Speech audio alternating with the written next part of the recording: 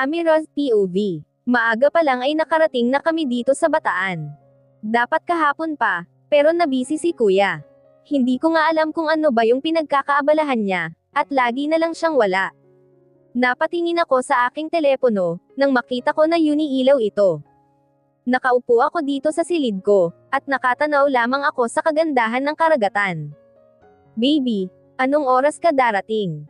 Kanina pa kami dito, ang lahat ay busy sa pag-aasikaso para sa kaarawan ko.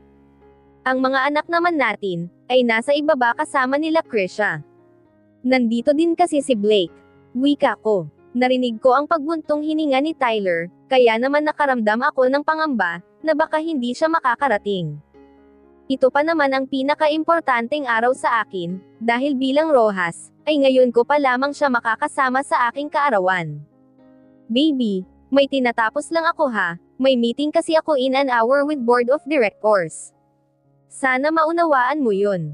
Importante lang talaga ito, pero after nito lilipad agad ako dyan, nakahanda na nga ang helicopter, na sasakyan namin ng mga kaibigan ko papunta dyan.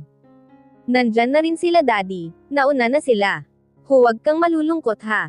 Darating ako, pangako, ani niya. Napatango na lamang ako, kahit na hindi naman niya nakikita. It's okay, hihintayin na lang kita dito. Bilasan mo dyan ha, I love you. Saad ko. May damaloy na luha mula sa aking mga mata, pero mabilis ko lang itong pinahid. I love you too, baby. I will see you soon. Wika ni Tyler, at natapos na din ang pag-uusap namin. Laglag ang balikat ko matapos kaming makapag-usap. Akala ko ay papunta na sila dito, pero mas inuna pa niya ang trabaho niya. Ayokong malungkot, dahil alam kong hindi ito makakabuti sa akin, kaya kinagat ko na lang ang pang-ibabang lobby ko, at naisipan ko na puntahan na lang si Krisha sa ibaba, at makipaglaro ako sa kanila kasama ang mga anak ko. Pagkababa ko, ay nagulat pa sila nang makita ako. Mabilis naman akong nilapitan ni Krisha, upang alalayan sa aking paglalakad, kaya natawa na ako sa kanila, dahil pakiramdam ko ay baldado ako kung ituring nila. Hey, okay lang ako, kaya kung maglakad mag-isa, ani ko, at hinalikan ko ang dalawa kong anak. Parating na ba sila Tyler kaya ka nandito? Nandito ka ba para hintayin sila? Wika ni Krisha. Ngumiti ako ng pilit, at umiling ako. Hindi na niya ako tinanong pa, nakatitig lamang sila sa akin, kaya hinampas ko si Krisha sa balikat. Huwag ka kasing malungkot, para hindi naman ako mahawa.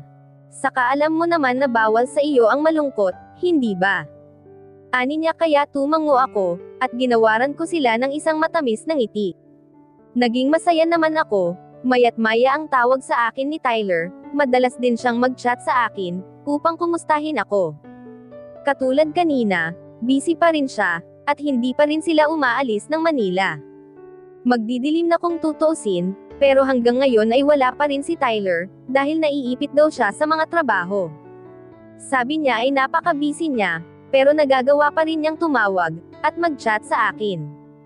Malungkot ako, dahil maghapon akong naghihintay sa kanya, pero dahil busy daw siya, ay hindi man lamang siya nakarating. Ngayon ay nagdidilim na ang paligid, at ilang oras na lang magsisimula na ang aking kaarawan, pero wala pa rin ni anino niya.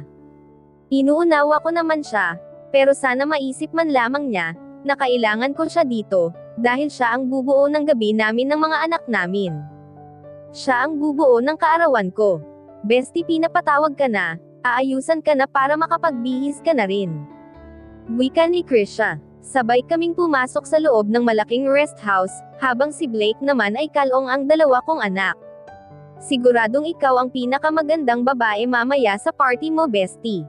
Masayang sabi ni Krisha. Hindi mahalaga sa akin, kung sino man ang pinakamagandang nilalang sa party ko mamaya, ang mahalaga lang naman sa akin, ay makasama ko si Tyler, at ang mga anak namin, pero ganoon yata talaga, na mas matimbang sa kanya ang trabaho niya, kaysa sa akin. Sabi niya ay mahal na mahal niya ako, pero ngayong kaarawan ko ay hindi man lamang yata siya makakarating. Malungkot ka na naman, sabi ko naman sa iyo huwag kang mag-isip masyado, dahil hindi ito makabubuti sa iyo. Wika ni Krisha. Hindi ko maiwasan ang hindi malungkot, dahil si Tyler ang buhay ko, pero wala siya dito para maging masaya ako. Hindi naman kasi maiwasan, pero huwag kang mag-alala dahil okay lang naman ako. Saad ko, at ngumiti ako sa kanya. May okay bang ganyan? Namumula mga mata mo. Huwag mo na muna kasing isipin si Tyler. E ano kung hindi siya makakarating? Nandito naman kaming lahat para sa iyo, hindi ba? Hindi ba kami sapat para maging masaya ka? Ani ni Krisha, kaya natawan na ako sa kadramahan ng kaibigan ko. Oo na, sige na, magpapaayos na ako, at baka magkaiyakan pa tayo dito. Saad ko, at ngumiti ako sa kanya. Nagsalubong naman ang kilay niya, habang pinagmamasdan ako. Okay ka lang ba, bestie? Bakit parang namumutla ka yata? Wika niya. Natawa naman ako at inirapan ko siya. Okay lang ako, mainit kasi kanina sa labas. Pero okay lang talaga ako, wika ko. Hindi ko masabi sa kanya, na kanina pa ako may nararamdaman sa katawan ko. Ayoko kasing mag-alala sila, isa pa ay kaarawan ko ito, at lahat ay nag-e-expect ng magandang kasiyahan, na magaganap mamaya sa labas. Huminga ako ng malalim, dahil pakiramdam ko, ay may kung anong mabigat ang nakadagan sa aking dibdib. Nagpakuha ako ng tubig upang makainom ako ng gamot, upang kahit papaano ay magluwag ang dibdib ko. Hindi naman nagtagal ay naayusan na rin ako. Hindi pa ako lumalabas ng aking silid, naghihintay ako ng tawag mula sa aking mahal pero wala pa din. Tumayo ako, naglakad papuntang pintuan, nang biglang tumunog ang telepono ko, kaya napalingon ako, at napangiti. Mabilis kong kinuha ang telepono ko, at sinagot ko ito. Babe, on the way ka na ba? Ani ko. I'm trying, baby, pero promise nandyan ako sa tabi mo, at hindi ako mawawala. Wika ni Tyler, kaya natawa na ako ng pagak. Ang dami niyang excuses, bakit hindi na lang niya sabihin na hindi siya makakarating, dahil may mas importante pa kaysa sa akin. It's okay, kung hindi ka makakarating ay okay lang. Sige na, at magsisimula na ang party ko. Happy birthday to me. Wika ko, at may tumulong luha mula sa aking mga mata. Ibinaba ko na ang aking telepono, kahit pa si Tyler tapos magsalita. Masama ang loob ko sa kanya, dahil ito ang araw na matagal ko nang hinihintay, ang makasama ko siya sa aking kaarawan. Pero mas inuna pa niya ang kanyang trabaho. Gusto kong sabihin sa kanya na napaka-unfair niya, pero sa sulok ng puso ko, ay nauunawaan ko naman siya. Ngumiti ako, at muli kong sinagot ang telepono nang tumunog ulit ito. I'm sorry baby kung nababaan kita ng phone. Nauunawaan ko, okay. Hihintayin ko na lang ang pagdating mo, mananatili akong gising hanggang sa makarating ka dito. Saad ko. Huwag ka nang magtampo ha, nasa paligid lang ako, promise. Alam mong mahal na mahal kita, at ang kaarawan mong ito ang hindi ko palalagpasin. Wika ni Tyler, at napangiti na ako. Pagkatapos naming mag-usap, ay naging masigla na ako. Kontento na ako sa kanyang sinabi, kaya pagbukas ko ng pintuan ng aking silid, ay isang ngiti sa aking lobby ang gumuhit sa aking mukha. Tere na sa ibaba, at napakarami mo ng bisita. Kanina pa nila hinahanap ang napakagandang celebrant, ani sa akin ni Kuya Jeffrey, at inalalayan niya ako pababa ng mahabang hagdanan. Para akong isang prinsesa sa isang fairy tale, habang bumababa ako ng hagdanan kasama ang kakambal ko. Sunod-sunod na pag-flash ng mga ilaw ng camera, ang bahagyang sumisilaw sa akin. Naririnig ko ang mga papuri ng lahat, habang nakatingin silang lahat sa akin. Napakaganda naman ng aking kakambal, para kang isang diyosa ng kaganda. Wika ni Kuya. Natawa naman ako dahil sa pambabula ng kapatid ko. Ngumiti ako sa kanya, at tumingin ako sa kapaligiran nang marating namin ang pagdadausan ng aking engranding kaarawan. Napakaganda ng pagkakadisenyo ng lahat. Napakaraming bisita ang dumalo, pero wala sa kanila ang magpapasaya ng puso ko sa mga oras na ito. Tumulo ang aking luha, kaya nagulat si Kuya, at napaharap siya sa aking bigla. Luha ng kaligayahan, Kuya, dahil napakapalad ko dahil kayo ang ibinigay sa akin ng Diyos. Salamat sa pagmamahal ninyong lahat, salamat dahil kahit pasaway ako, ay iniintindi nyo pa rin ako. Salamat sa lahat, at hinding-hindi ko kayo makakalimutan dito sa puso ko. Ani ko, at bigla akong niyakap ng mahigpit ng aking kapatid. Please, stay with us, hanggang pagtanda natin. Wika niya, at narinig ko ang mahina niyang paghikbi. Natawa ako ng mahina, at sinabi ko sa kanya na lahat ay gagawin ko, manatili lang ako sa mundong ito kapiling nilang lahat. Niyakap ako ni Mommy, at ni Daddy, at iginian nila ako sa gitna ng stage. Pinaupo nila ako sa isang upuan, na animo ay upuan ng isang reyna. Inilibot ko ang aking paningin, ngunit hanggang ngayon, ay hindi pa rin dumarating ang taong itinitibok ng aking puso. Gusto kong umiyak, pero sa halip ay ngumiti ako sa kanilang lahat, at kumaway ako. Tiningnan ko silang lahat ng may pagmamahal, at pasasalamat, dahil sa pagdalo nila sa selebrasyon kong ito. Napatingin ako sa isang lamesang bilog na malapit sa stage, at nakita ko ang mga anak ko na masayang nakikipaglaro sa kaibigan ko, at kay Blake. Napatingin ako kay Kuya Jeffrey na nakatayo sa tabi ko, at iniiwasang tumingin sa gawin ng kaibigan ko. Nararamdaman ko ang sakit na nararamdaman ng kapatid ko. Siguro kung hindi namin ito kaarawan, ay hindi dadalo ngayon si Kuya dito, dahil hindi niya gugustuhing makita ang dalawang tao, sa harapan namin na masayang nagkasama.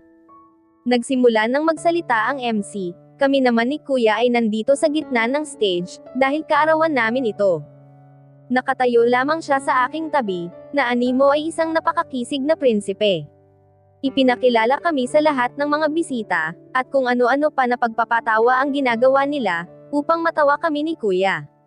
Hindi naman sila nabibigo, dahil sa bawat jokes na binibitawan nila ay tawa talaga kami ng tawa. Dito ko na lamang ibinubuhos ang lahat ng atensyon ko, kaysa naman isipin ko si Tyler, dahil mukha namang hindi siya makakarating. Gusto kong tawagin si Miss Anastasia upang tabihan ang kanyang Prince Charming. Ani ng MC. Mabilis namang nakarating sa gitna ng stage si Anastasia, nang may malaking ngiti sa kanyang lobby, at isang halik ang ibinigay sa kanya ng aking kapatid. Ngayon naman ay tinatawagan ko si Mr. Tyler Harrison, dito sa stage upang tabihan naman ang kanyang prinsesa, ani ng MC pero walang Tyler ang lumapit. Nagkatinginan ang lahat, umugang ang bulong-bulungan, pero walang dumating na Tyler. Kaya napayuko na ako, at hindi ko na maiwasan ang hindi mapaluha. Well, mukhang na-traffic pa ang ating Prince Charming, kaya hinti-hinti lang tayo ng kaunti, dahil sigurado naman na darating din siya. Saad ng Mac. Hindi na ako umaasa na may Tyler na sisipot, kaya isang malaking kaway ang ibinigay ko sa lahat ng bisita, at isang flying kiss upang makita nila na okay lang talaga ako. Masigabong palakpakan naman ang umugang sa buong kapaligiran, habang may malaking ngiti sa aking lobby, at luhang dumadaloy sa aking mga mata. Sis, darating din si Tyler, magtiwala ka lang, ani ni Kuya. Natawa na lamang ako sa sinabi niya. Sa totoo lang ay hindi na ako umaasa pa, dahil ayokong mabaigo. Kung hindi si Tyler makakarating, ay uunawain ko na lamang siya. Kumaway akong muli sa lahat ng bisita, upang makita nila na ang lahat ay ayos lang. Inabot sa akin ng Mac ang mikropono, at simple lang naman ang sinabi ko sa lahat. Kontento na po ako na nandito kayong lahat, upang makisaya sa akin. Salamat po. Ani ko at masigabong palakpakan muli ang namayani sa buong kapaligiran. Tyler's POV. Ngayon na ang kaarawan ni Amira, masaya ako dahil nagiging masigla muli ang mahal ko. Dahil sa mga iniinom niyang mga gamot, nagagawa na niya ulit tumawa, at umiyak nang hindi siya sinasakitan ng dibdib. Nandito na ang lahat sa Bataan, ang alam ni Amira ay hindi agad kami makakarating, dahil ang sabi ko ay may tinatapos pa akong meeting, at susunod din agad ako. Pero ang hindi niya alam, ay noong isang araw pa kami dito. Pabalik-balik nga ang ginagawa namin from Manila to Bataan, para naman hindi makahalata ang mahal ko. Magkakasama kami ng aking mga kaibigan, at may isinset kami sa likod ng stage. Sinigurado naming walang nakakaalam ng ginagawa namin, maliban na lamang sa mga tauhan ng mga Rojas, at si Jeffrey na may kaarawan din ngayon. Matapos naming gawin ang mga plano, ay agad din kaming nagbihis upang paghandaan ang kaarawan ni Amira. Excited ako, dahil ngayon ay mapapasa akin na ang babaeng pinakamamahal ko. Nang matapos kaming magbihis, ay nasa isang sulok lamang kami, at sinisigurado naming walang sino man ang maaaring makapansin sa amin.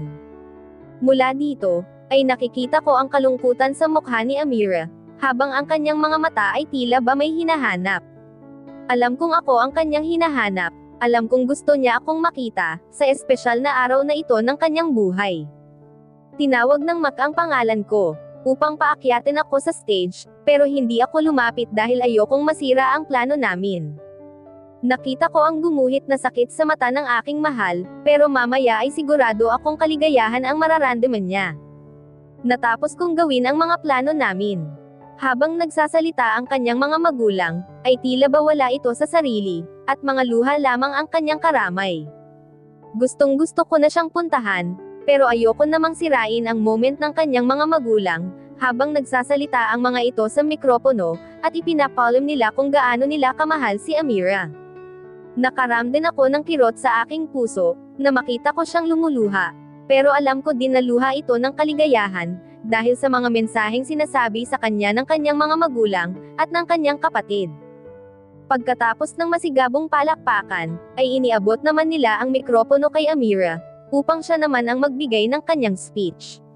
Napangiti ako nang tumayo siya mula sa kinauupuan niya. Kinuha ni Jeffrey ang kanyang kamay, at inalalayan siyang makalakad sa gitna ng stage. Bigla akong nakaramdam ng takot, nang makita ko kung paano muntikan na siyang nabuwal, pero sumenyas siya na okay lang daw siya. Napahawak ako sa aking dibdib, at pinagmasdan ang babaeng nagbibigay ng kaligayahan sa buhay ko. Napangiti ako habang kumakaway siya sa lahat ng bisita niya, nang may matamis na ngiti sa kanyang lobby.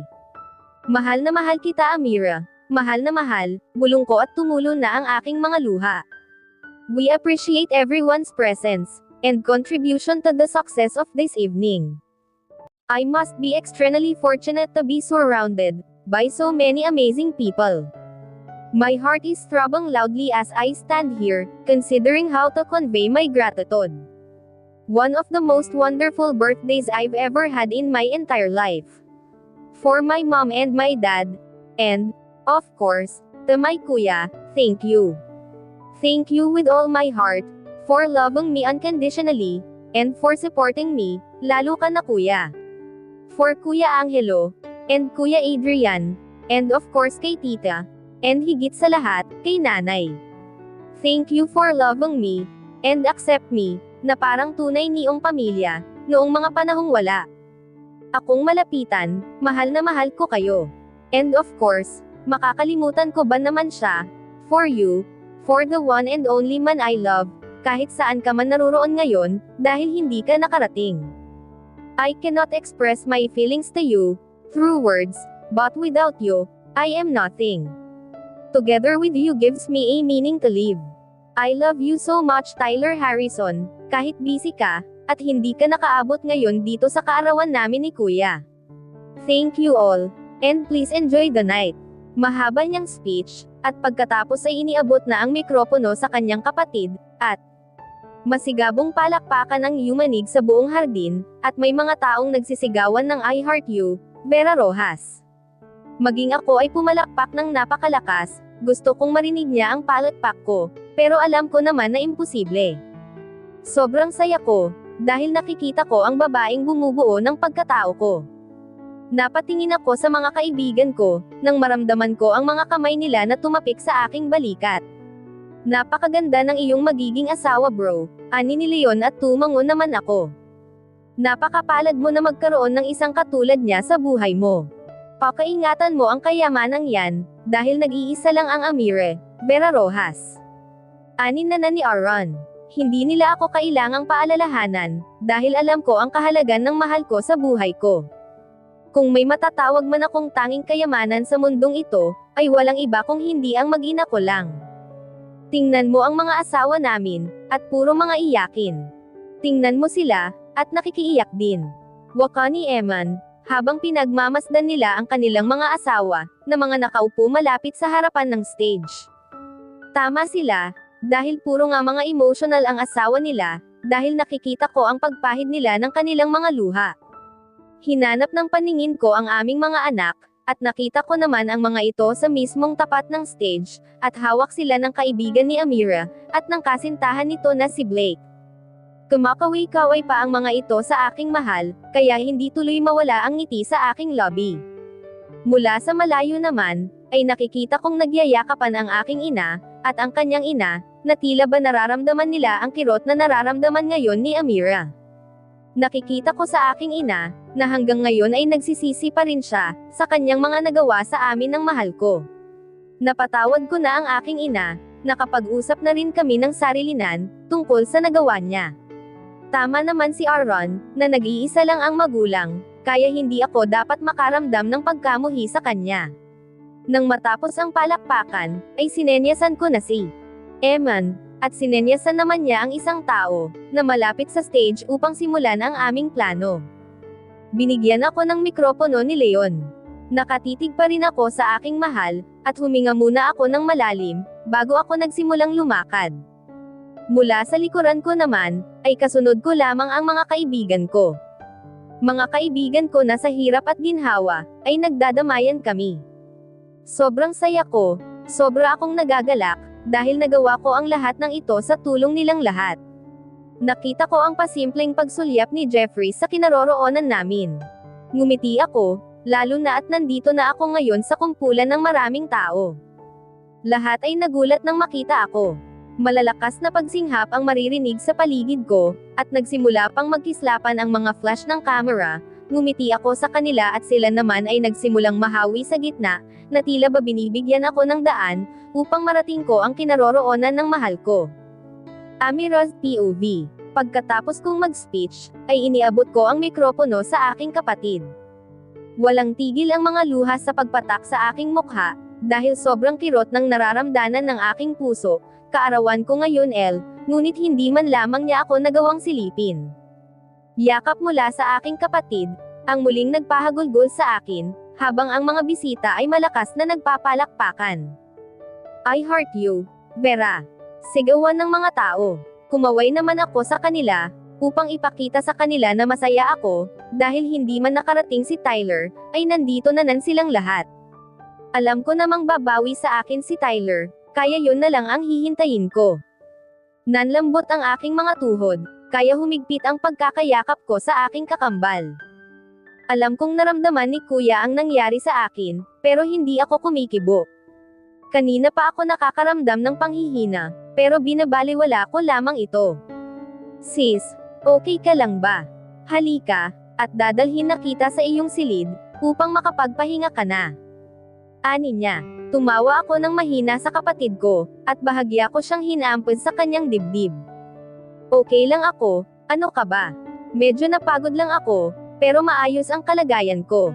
Kakain pa nga tayo ng cake, ako kaya ang namili ng design ng cake. Ang unfair naman kung ikaw lang ang hihiwa sa cake, no?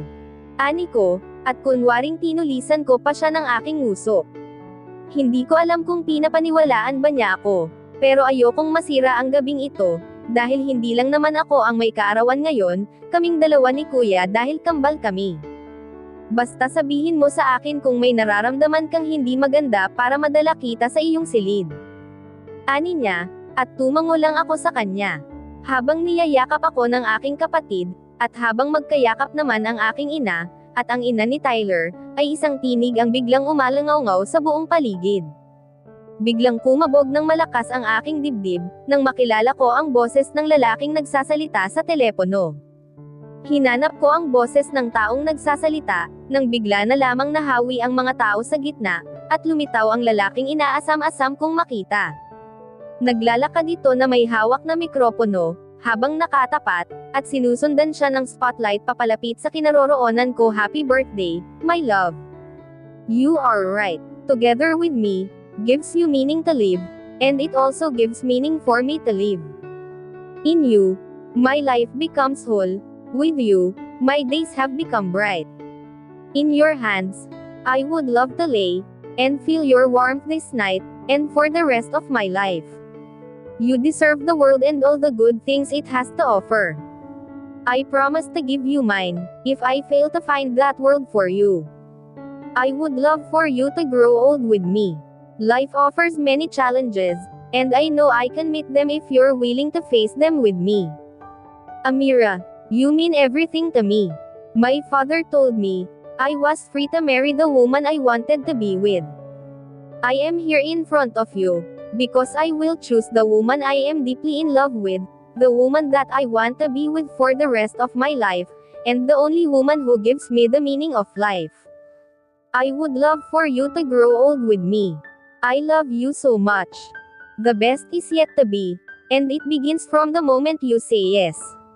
Amira Vera Rojas, will you marry me? Halos manggatog ang aking mga tuhod. Ang mga magulang namin ay gulat na gulat sa nga nangyayari, at kita sa kanilang mamukha na wala silang kaalam-alam sa mga nagaganap ngayon. Biglang nagputukan ang mga fireworks, at hagulgol ang tanging maririnig sa akin. Pagkabasa ko ng mga nakasulat sa kalangitan, habang pernuputok ang mga fireworks. Amira, will you marry me? Pagtingin ko kay Tyler, ay nakaluhod na ito, at mabilis akong bumaba ng stage, at tinakbo siya kahit pa nahihirapan ako, dahil parang sisibog ang puso ko. Paglapit ko sa kanya, ay agad ko siyang itinayo at niyakap ng mahigpit, at isinigaw ko ng paulit-ulit ang katagang yes. Yes, yes, yes, I will marry you.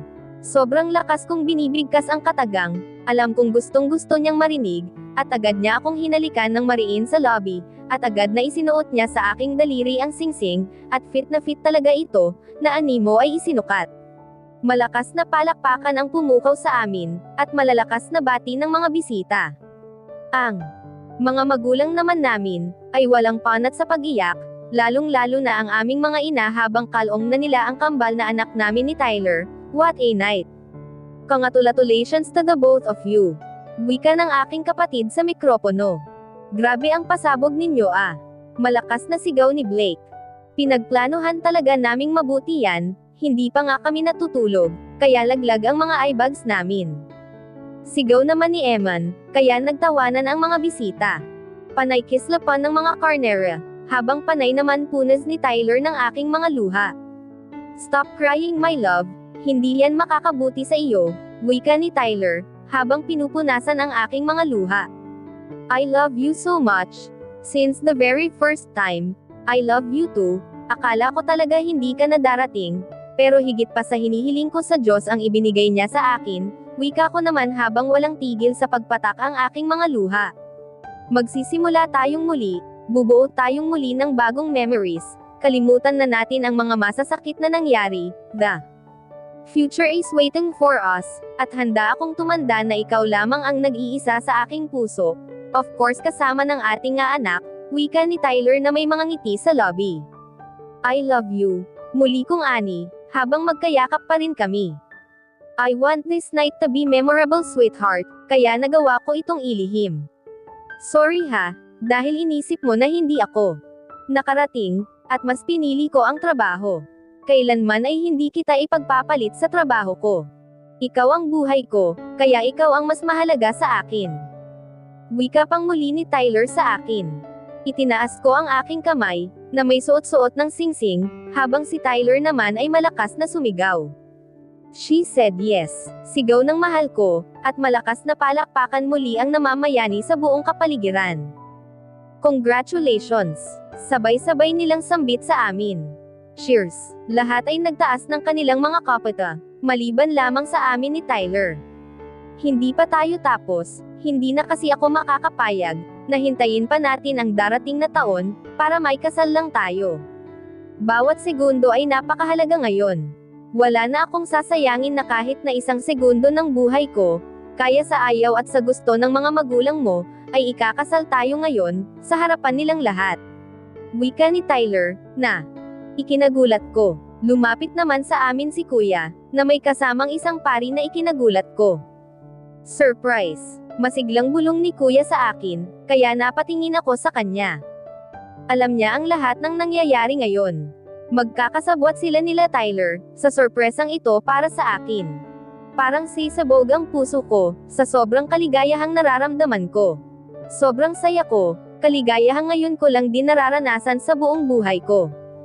Pumwesto ang pari, at iginiya ako ni Tyler sa harapan nito. Mga magulang ko naman ay lumuluha, dahil sa kaligayahang nararamdaman nila para sa akin. Nagsimula ang seremonyas ng pari, ang lahat ay natahimik, dahil nakikinig lamang kami sa mga sinasabi niya. Umiiyak si Tyler, kaya niyakap ko siya nang hindi ko inaalis ang paningin ko, sa pari na nagkakasal sa amin. I now pronounce you husband and wife. You may kiss the bride. Lahat ng tao ay pumapalakpak, at sumisigaw ng kiss. Ang puso ko ay nalulunod sa sobrang kaligayahang nararamdaman ko sa mga oras na ito. Isang matamis na halik ang iginawad sa akin, ng aking pinakamamahal na asawa ko na ngayon. Habang ang mga tao sa buong paligid ay walang humpay na nagpapalakpakan, at bumabati sa aming dalawa. Hindi ko maipaliwanag ang nararamdaman ko, unti-unting nagdidilim ang paningin ko. Ang puso ko ay unti-unting humihina ang pagtibok, kaya napahawak ako sa aking dibdib. Ang lahat ay natahimik, ang lahat ay nakatingin na sa akin. Nakikita ko sa mukha ni Tyler, ang matinding takot, habang parang slow motion niya akong sinasalo. Amira, oh God, please don't do this to me, bulong ni Tyler.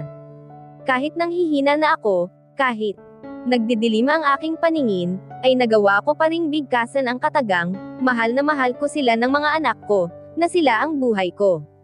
Ito na ba ang huli kong hininga? Vera anak, Vera, malakas na tawag sa paligid ko, pero unti-unti na akong nilalamon ng kadiliman, kaya isang haplos sa pisngi ng aking asawa ang ginawa ko, at isang matamis na ngiti ang gumuhit sa aking lobby. Tuluyan ng nilamon ng kadiliman, ang kaunting liwanag na nagbibigay gabay sa akin, at tanging sigaw ni Tyler na lamang ang huli kong narinig. Tyler's POV. Mabilis naming naisugod, ang asawa ko sa pinakamalapit na hospital. Nagkakagulo ang lahat, at mabilis ang bawat kilos ng mga tao sa loob ng hospital. Vera, anak ko, malakas na sigaw ng kanyang ina, habang tumatakbo kami sa mahabang hallway. Nakasunod lamang kami sa mga doktor, at nurse na nagtutulak papasok sa operating room. Laglag na ang braso ng asawa ko, na tila ba wala na itong buhay, kaya panay. Ang hagulgul ko, at sigaw lang ako ng sigaw. Pagkapasok nila sa operating room, ay mabilis nilang isinara ang pintuan. Gusto kong pumasok sa loob, pero pilit nila akong hinaharangan. Gusto kong makasama ang asawa ko sa loob, pero ayaw nila akong papasukin. Amira, lumaban ka para sa amin ng mga anak mo. Malakas kong sigaw. Natahimik kaming lahat, nang marinig namin ang malakas na tinig ng doktor, nagmamadali akong lumapit sa bintanang salamin, at pilit kong inaaninag kung ano ang nangyayari sa loob. Clear. Malakas na sigaw ng doktor, habang nire-revive nila ang asawa ko. Humahagulgol lamang ako, habang para akong lag-ari na pabalik-balik na sa aking paglalakad, at pagkatapos ay muli akong babalik sa bintanang salamin, na kahit nakasara na ang blinds nito, ay umaasa pa rin ako na makikita ko ang asawa ko. Ano na ang nangyayari sa anak ko? Panginoon ko, tulungan po ninyo ang anak ko. Huwag ninyo siyang kuhanin sa amin, ani ng ina ni Amira, habang pinapakalma na siya ng kanyang asawa. Dahil katulad ni Amira, ay may sakit din ito sa puso. Bro, huminahon ka muna, maupo ka dito, para mapanatag ang kalooban mo, ani ni Eman. Mapanatag. Sa tingin mo mapapanatag ang kalooban ko, nang hindi ko alam kung ano ba ang nangyayari sa asawa ko sa loob ha? Napakadali para sa inyo na sabihin yan, dahil hindi ninyo nararanasan ang nangyayari sa akin ngayon. Ani ko habang walang patid akong umiiyak. Makalipas ang 30 minuto, ay lumabas na ang doktor mula sa operating room. Lahat kami ay naghihintay, kung ano ang sasabihin niya. Nararamdaman ko ang panginginig ng buong katawan ko, dahil sa matinding takot na bumabalot sa pagkatao ko ngayon. After being revived, the patient is now in a coma. Approximately 80% of the patients, who are successfully revived, from cardiac arrest do not instantly regain consciousness, when spontaneous circulation has returned. Instead, they could stay in a coma for days or even months, or perhaps be in a persistent vegetative state. The sooner the heart donor is found for her, the better. Ani ng doktor. Para akong tuluyang tinakasan ng katinoan, matapos kong marinig ang sinabi ng doktor. Ililipat ang pasyente sa pribadong ICU, na pinahanda ninyo sa Manila, dala ang helicopter ng hospital, upang mas mabigyan siya ng tamang pangangalaga doon. Sana ho ay makahanap agad kayo ng heart donor, para sa kanya. Sa ngayon ay nakaligtas siya sa kamatayan, pero hindi ko ho alam kung hanggang kailan siya mananatiling ganyan. Tanging heart transplant na lang po ang maaaring makatulong sa kanya. Saad ng doktor. Tanging pagtangis ang maririnig sa amin, habang para akong unti-unting namamatay. Napasalampak ako sa sahig, dahil pakiramdam ko ay nawalan na ako ng lakas, na harapin pa ang bukas. Bro, huwag kang mawalan ng pag-asa. Naniniwala ako na makakahanap tayo ng puso, para sa kanya, naniniwala ako na hindi kahahayaan ng Panginoon na masaktan ng ganito. Ani ni Leon, paano ko lalakasan ang loob ko, kung maging siya ang naririnig ko, ang pagpiyok sa bawat katagang binibitawan ni Amira. Kanino ako kukuha ng lakas, kung ang bawat kakapitin ko, ay pinanghihinaan din ng loob, katulad ko. Napakasakit naman ang nangyayaring ito sa buhay ko. Bakit kung kailan nasa kamay ko na ang babaeng minamahal ko ay saka naman siya pilit kinukuha sa akin ng puong may kapal? Dumating ang chopper, at nasa rooftop na daw ito. Inayos ng mga nurse ang asawa ko, at inilagay sa stretcher. Nagmamadali ang lahat na umuwi, dahil ang mga chopper na dadalhin nila ay nasa resort ng mga Rojas. Ako naman, at si Jeffrey ang doktor ay makakasama nila sa loob ng helicopter, na magdadala sa asawa ko pabalik ng Manila. Tahimik lamang kami, habang sakay kami ng isang malaking chopper, na ginagamit sa pang-emergency na katulad nito. Hawak ko lamang ang kamay ng asawa ko, na walang malay. Napatingin ako kay Jeffrey, na hindi tumitigil sa pag-iyak. Lahat kami ay nasasaktan sa mga nangyayari, pero wala naman kaming magagawa sa ngayon, kung hindi ang umasa sa taong makakapagbigay ng puso para sa asawa ko. Mahigit 1 oras din ang lumipas, at magkakasama na kami ngayon sa pribadong ICU room ni Amira, dito sa hospital ng mga Rojas. Lahat kami ay naka-complete medical gown, mula ulo hanggang paa, upang maprotektahan namin ang aking asawa, sa kung anumang bakterya ang maaari naming maibigay sa kanya. Ang lahat maliban sa akin, ay hindi muna hinahayaang makalapit sa glass room ng asawa ko, upang maiwasan ang komplikasyon sa puso ni Amira. Nakatitig lang ako sa natutulog kong asawa, mula sa labas ng room niya. Isa itong malaking room, na may isang glass room sa loob, para sa pasyenteng katulad ng asawa ko. Panay din ang pahid ko sa mga luha kung ayaw naman paampat, na sa tuwing papahirin ko, ay may panibagong luha ang umaalpos mula sa mga mata ko. Aalis tayo. Hahanap tayo ng taong makakatulong sa asawa ko. Hindi ako maghihintay lang dito, at hintayin ang kamatayan ng asawa ko, dahil hindi ko pahihintulutan ang tadhana na muli niya kaming paghiwalayin. Hinding-hindi ako papayag, ani ko. Huwag kang mag-alala bro, dahil nandito kami karamay mo, at handa kang tulungan sa lahat ng oras. Kung kinakailangang ubusin natin ang oras, at panahon natin sa paghahanap ng donor, ay gagawin natin madugtungan lamang ang buhay ng mahal mo. Wika ni Darren. Nag-send na ako ng mensahe kay Marcus, baka sakaling makatulong sila. Wala pa kasi sila dito sa Pilipinas, pero ang huling pag-uusap namin ay pauwi na sila. Wika naman ni Eman. Napatingin ako sa mga kaibigan ko, halos manlabo na ang mga mata ko, dahil sa mga luhang ayaw paampat. Maraming salamat. Magpapalam lang ako sa asawa ko, para makaalis na tayo. Wika ko. Bawat hospital ay pupuntahan namin, at magbabaka sakali ako, na may maitutulong sila sa akin. Huminga ako ng malalim, at naglakad ako palapit sa nakaretay kong asawa. Bumukas ang pintuan nang pindutin ko ang button sa gilid nito. Pumasok ako sa loob, at umupo ako sa upuang nasa gilid ng hospital bed. Kinuha ko ang kanyang kamay, at paulit-ulit ko itong hinalikan. Baby please wake up, huwag mong gawin sa akin ito. Please gumising ka mahal ko, hinihintay ka na namin ng mga anak mo. Please nakikiusap ako sa iyo, idilat mo na ang mga mata mo. Mahal na mahal kita, please gumising ka na, wika ko, pero wala akong nakukuhang tugon mula sa asawa ko. Para akong tatakasan ng katinoan ngayon, dahil ang asawa ko ay walang malay, at hindi ko alam kung ano na ang mangyayari. Narinig ko ang tunog ng pintuan, nang bumukas ito, pero hindi ko nilinggan ang taong pumapasok dito. Son, alam kong masakit ang lahat ng ito, hindi ko man kayang pawiin ang kirot sa puso mo, pero huwag ka sanang mawawalan ng pag-asa. Napakabuti ng Diyos, at alam ko nagagabayan niya si Amira, upang maibalik siya sa piling nating lahat. Ani ng aking ama. Tumayo ako at niyakap ko ang aking ama. Sa unang pagkakataon, ay umiyak ako sa balikat ng aking ama. Sa unang pagkakataon, ay nagpakita ako ng kahinaan, dahil ang tanging nagbibigay sa akin ng lakas, ay nasa bingit ng kamatayan. Iho, tulungan mo ang anak ko, nakikiusap ako, humanap kayo ng puso para sa anak ko. Nagmamalkawa ako sa iyo, tulungan mo si Vera, umiiyak na ani ng ina ng asawa ko. Bigla ko siyang niyakap, at hinayaan ko siyang umiyak sa dibdib ko, habang sunod-sunod na tango ang binibigay ko sa kanya.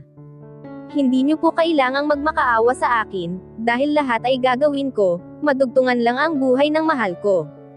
Lahat ay gagawin ko kahit ibigay ko ang puso ko para sa kanya. Ani ko, bigla kaming napalingon, nang makarinig kami ng ungol mula kay Amira. Biglang kumabog ang puso ko, kaya lahat kami ay biglang napalapit sa kanya. Tumulo ang luha sa gilid ng kanyang mga mata, kaya mabilis silang tumawag ng doktor, upang malaman kung ano ang nangyayari sa asawa ko. Asawa ko, naririnig mo ba ako? Wika ko, at pinunasan ko ang luha sa gilid ng kanyang mga mata. Bumukas ang pintuan, at iniluwan nito ang doktor na kasama ni Jeffrey. Ano ang nangyari? Ani ng doktor, kaya ipinaliwanag ko sa kanya na narinig namin ang pag-ungol ni Amira, at ang kanyang pagluha. Naririnig niya ang mga tao sa paligid niya, kahit akala natin ay natutulog lamang siya. Kung may mga nasabi kayo, na hindi niya nagustuhan, ay maaaring ito ang nagtulak sa kanya, upang magparamdam sa inyo. Ani ng doktor, kaya napatingin silang lahat sa akin. Bigla na namang tumulo ang aking luha. Bakit kailangang ako ang masaktan ng ganito? Kaya ko namang dugtungan ang buhay niya, sa pamamagitan ng puso ko, pero bakit hindi niya ako pinapahintulutan? Bro, halika na, tumawag ako sa hospital namin, upang tingnan ang listahan, ng mga taong willing mag-donate ng organs, baka may mahanap tayo na nagdo-donate ng heart. Ani ni Jethro, sasama ako, hindi rin ako maghihintay lang dito, para panoorin ang unti-unting pagkawala ng kapatid ko. Alam ba ninyo na ang kauna-unahang sinabi niya sa akin, ay kapag ibinigay ko sa kanya ang puso ko, ay kamumuhian niya ako habang nabubuhay siya. Kaya hindi ko man maibibigay ang puso ko sa kanya, tutulong naman ako sa paghahanap ng heart donor, para sa kakambal ko, ani ni Jeffrey. Nagpaalam na kami sa kanilang lahat, uunahin naming puntahan ang hospital ng mga Vance. Ang hospital ng mga Vance, ang pinakamalaking hospital dito sa Pilipinas, at baka sakaling sa hospital nila Jethro kami makahanap ng donor. Para akong nasa isang car racing, sa bilis ng pagpapatakbo ko. Ang gusto ko ay ma-accident ako, upang mabaldado ako, at mabingit ang buhay ko sa kamatayan, upang magkaroon ako ng dahilan, para maibigay ko ang puso ko sa asawa ko. Pagkarating namin ng hospital nila Jethro, ay nilapitan ako ni Leon. Lumahad siya sa harapan ko, at kahit alam ko na ang susi ng sasakyan ko ang hinihingi niya, ay hindi ako kumikilos. Bibigay mo ba sa akin ang susi ng sasakyan mo, o babasagin at yuyupiin namin ang sasakyan mo? Ani niya. Napatingin ako sa mga kaibigan ko, at lahat sila ay napapailing sa akin. Kilalang kilala talaga nila ako, alam nila kung ano ang tumatakbo sa utak ko. Iniabot ko kay Leon ang susi, at mabilis na niya itong pinamulsa.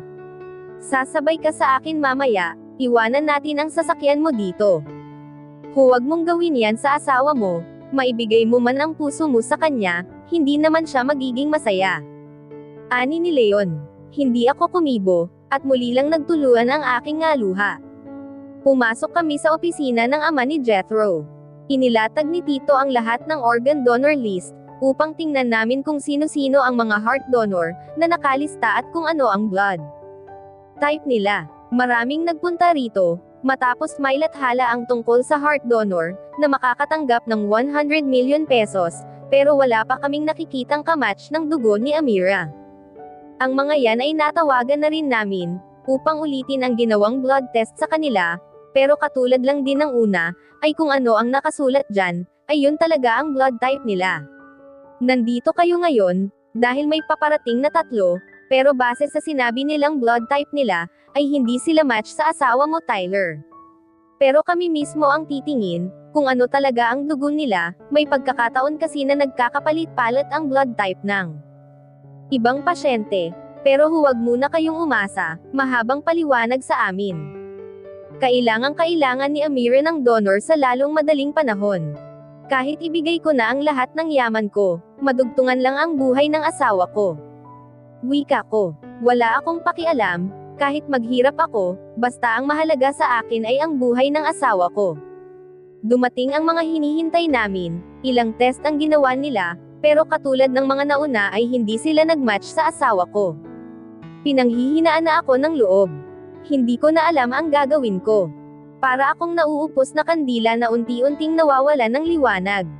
Huwag kang mawalan ng pag-asa, kung ako nakakambal ni Vera ay umaasa, bakit hindi ka rin kumapit sa kaunting pag-asa, na makakahanap pa tayo ng taong makakapagbigay ng buhay sa kapatid ko. Hindi ko sinasabing maniwala tayo sa milagro, pero kung yun lang ang pwede nating kapitan ngayon, bakit hindi tayo kumapit? Tatagan mo ang loob mo, kung paano namin tinatatagan ang loob namin. Huwag kang mawalan ng pag-asa, upang lumaban ang kapatid ko, ani ni Jeffrey. Napatango ako sa iniiwan sa laban kong ito. Salamat dahil nagiging matatag ako, dahil sa inyong mga kaibigan ko. Umiyak kong ani. Umalis kaming muli, at magtutungo naman kami ngayon, sa hospital ng mga Antonetti. Sa sasakyan ako ni Leon sasakay, dahil tama sila, hindi ko pwedeng sukuan ngayon ang sarili ko, at ang asawa ko.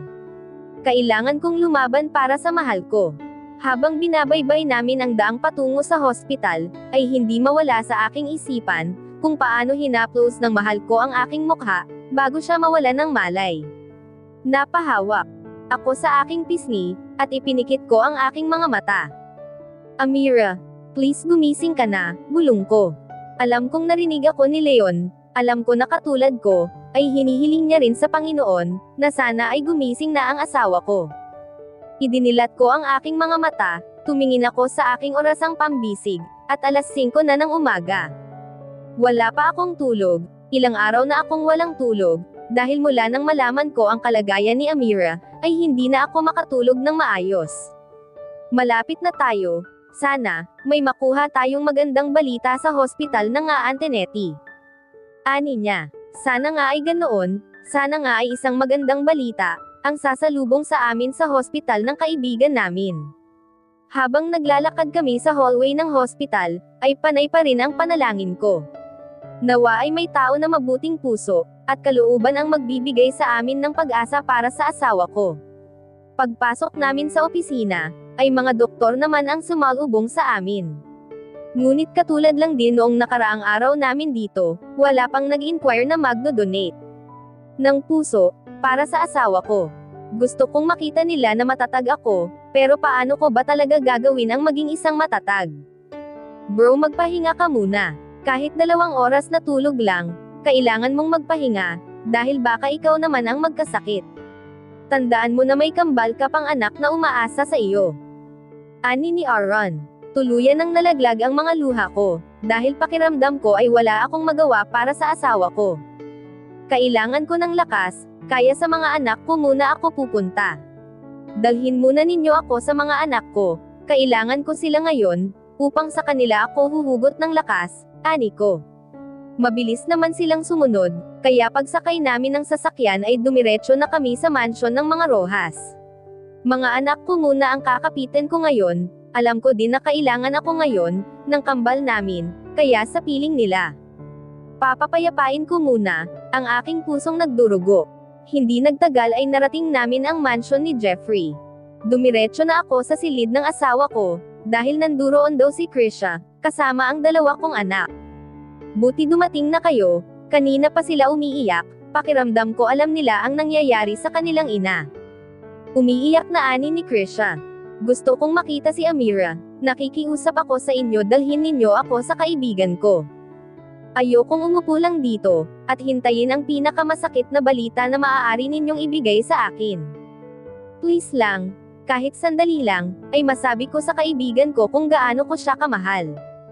Nautang ko sa kanya ang lahat, at kung kinakailangang ibigay ko ang puso ko sa kanya, ay gagawin ko madugtungan lang ang buhay niya. Ani ni Krisha na humahagulgol. Iniisang hakbang ni Jeffrey ang pagitan nila ng kaibigan ng asawa ko, at niyakap niya ito ng mahigpit. Hindi mo gagawin yan, dahil ibinili niya sa atin yan. Huwag mong gagawin yan, dahil ako ang unang masasaktan. Ani niya. Nakatitig lamang sa kanya si Krisha, pero hindi niya ito banibitawan. Niyakap na rin siya ni Krisha, at nakikita ko sa kanila ang kirot na nararamdaman ng mga puso nila. Ako ang magdadala sa iyo sa kakambal ko, ani ni Jeffrey, at hinayla na niya palabas ng silid ang kaibigan ng asawa ko, kaya pagkalabas nila ay ako na lamang ang natira kasama ng mga anak ko. Tatagan natin ang loob natin mga anghel ko. Naniniwala ako, na hindi tayo pababayaan ng nasa itaas. Naniniwala ako na ibabalik niya sa atin ang inyong ina. Hindi tayo iiwan ng mami ninyo, bulong ko sa mga anak ko, at niyakap ko na sila ng mahigpit, at nahiga ako sa tabi nila.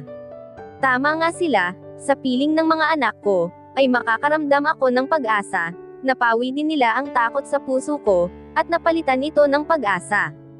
Ipinikit ko ang aking mga mata, dahil sa matinding pagod na aking nararamdaman, ay unti-unting namimigat ang talukap ng aking mga mata, hanggang sa tuluyan na nga akong nilamon ng kadiliman. At dito na po nagtatapos, ang ika-18 kabanata ng ating kwento, at sanay muli niyo